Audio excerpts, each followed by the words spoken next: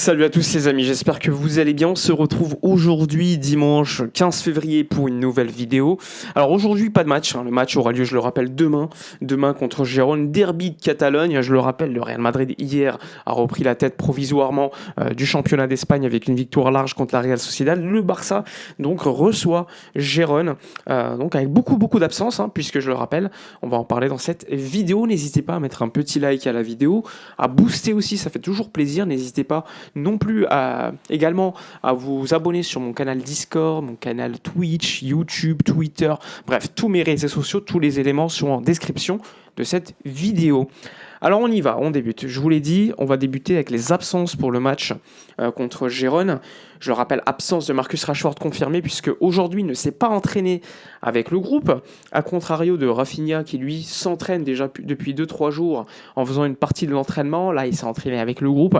Alors normalement il devrait bien être dispo avec l'équipe pour jouer contre Gérone. Alors probablement pas comme un titulaire puisque comme vous le savez, Flick n'a pas pour habitude de mettre directement des joueurs qui ont été absents pendant un certain temps de titulaire. Il ne prend pas de prise de risque pour Rafinha, mais il sera bien présent. Il devrait jouer quelques minutes en vue, pourquoi pas, de jouer, avoir un peu plus de rythme pour les gros matchs qui vont arriver. Donc il n'y aura pas non plus Pedri, je le rappelle, Pedri sera de retour la semaine prochaine contre Levante, une nouvelle fois à domicile. Là aussi, l'absence de Gavi et de Christensen, Gavi devrait être de retour d'ici quelques semaines, 3 semaines grand max, on devrait le revoir avec l'équipe pour jouer éventuellement.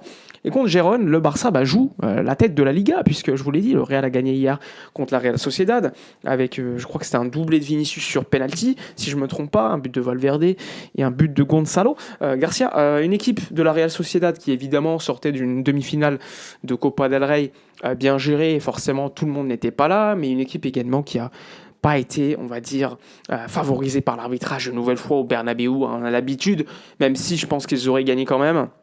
Ça reste quand même un signe qui te met en confiance certains joueurs. Et forcément, quand tu vois qu'il y a quand même 13 pénaltys, je crois, en 24 matchs de Liga pour le Real Madrid, tu te dis, bon, quasiment plus d'un match sur deux, il y a un pénalty. Alors, la majorité des pénaltys, quand ils sont mérités, il faut les siffler, tout simplement. Mais parfois, quand ils sont, on va dire, zone grise, ça tombe systématiquement du bon côté. Et ça, c'est quelque chose qui est quand même assez habituel. Sinon, concernant le FC Barcelone, je vous l'ai dit, contre Gérone, il n'y aura pas Ter Stegen en face parce qu'il est blessé, il a été opéré de longue durée, donc il sera absent. Mais on s'attend à un match spectaculaire avec un Mitchell qui a remonté l'équipe de Gérone. Je vous le rappelle, il y a quelques mois encore, Gérone était dans les bas-fonds de la Liga, mais maintenant ça va beaucoup mieux. Alors, cette équipe de Gérone, lors des derniers matchs, montre beaucoup plus de choses, beaucoup plus de qualité, mais ça reste une équipe très friable. Après, tu es au Spotify Camp Nou, tu dois faire la différence. En plus de ça, il y a la conquête pour la Liga en jeu, on va pas l'oublier. La Liga, c'est un championnat qui se joue sur 38 journées. Et c'est pas le jeu qui fait la différence, parce que là on parle beaucoup du fait que le Barça est meilleur collectivement que le Real, c'est une certitude. Pour autant, le Real ne joue pas à tous les matchs à une équipe comme le Barça ou l'Atlético. Il y a le train-train quotidien, et avoir quelques individualités qui font la différence, ça aide beaucoup.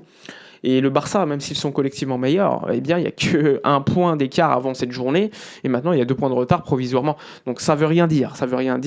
La Liga, ça se joue jusqu'au bout, et l'année dernière, avec un Barça beaucoup plus flamboyant, je trouve, surtout en deuxième partie de saison, le Barça a gagné la Liga au bout du bout.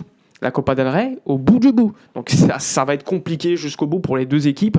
Ça reste un championnat très très serré parce que aussi les autres équipes de Liga ne sont pas forcément à la hauteur. Elles ne punissent pas, on va dire, les errements défensifs ou collectifs du Barça ou du Real. Alors, contre Gérone, on s'attend quand même à un dispositif assez similaire à ce qu'on a vu contre l'Atlético, même si je pense qu'il y aura 2-3 changements, parce que je pense que Flick n'a pas apprécié la performance de certains.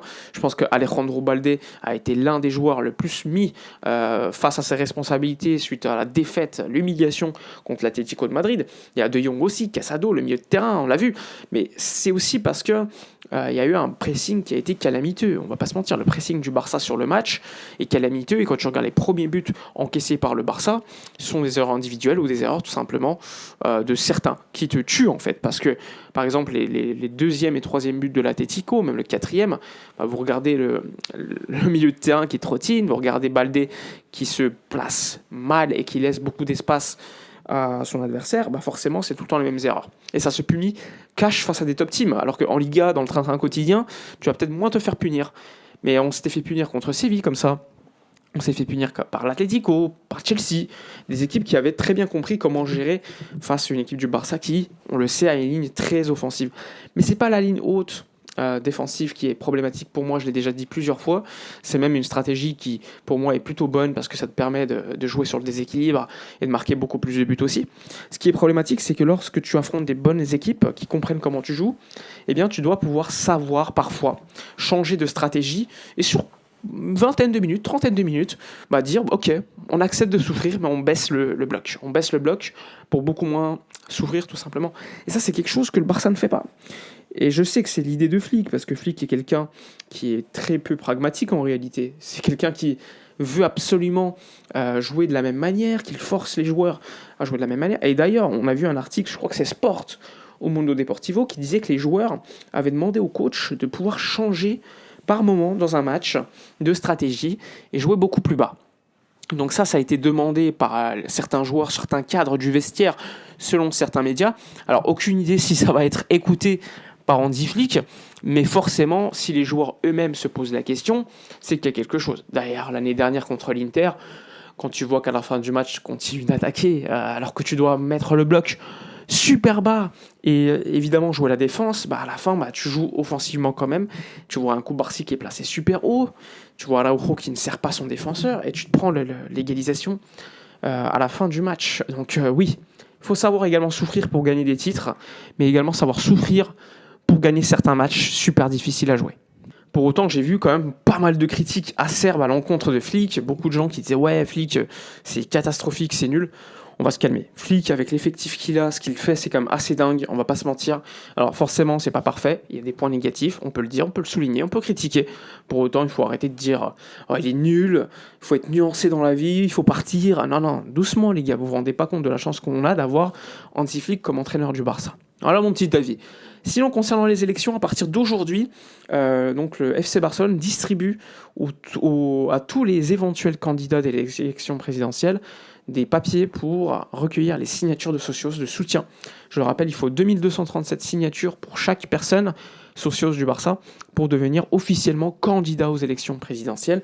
Donc le Barça a mis à disposition ces petits papiers à Marc Siria, à Villajuana, il y a également Laporta, sans oublier Victor Font. Donc c'est les personnages les plus importants, les plus connus pour l'instant qui se présentent éventuellement pour cette élection. Et donc on a hâte de voir ce petit processus. Je vous ferai une vidéo sur tous les programmes d'ici quelques jours, peut-être quelques semaines, dès que tout sera sorti.